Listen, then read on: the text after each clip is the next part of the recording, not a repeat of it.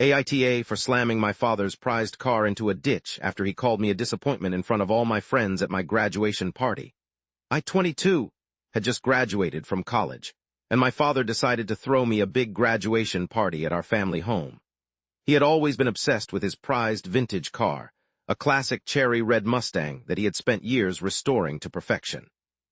As the party was in full swing, my father had a few too many drinks and started making snide remarks about my job prospects and how I was a disappointment compared to my older siblings. My friends overheard everything, and I was mortified. I felt humiliated and angry, but I kept my cool for the sake of the party.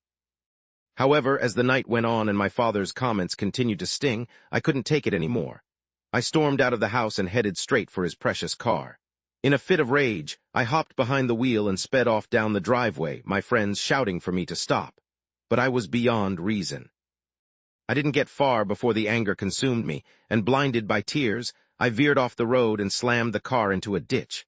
The car groaned in protest as it crumpled against the muddy bank. I sat there, shaking with adrenaline and disbelief at what I had done. My friends rushed over, but all I could think about was the look on my father's face when he saw his beloved car in ruins. As the dust settled, I realized the gravity of my actions. My father's prized possession lay wrecked before my eyes, and I knew there would be hell to pay. But in that moment, all I could feel was a sense of bitter satisfaction at finally standing up to his hurtful words. Update. My father's wrath was swift and unforgiving. He accused me of being a disgrace to the family and vowed to make me pay for my recklessness.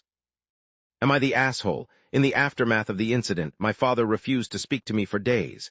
He spent hours assessing the damage to his car and calculating the cost of repairs.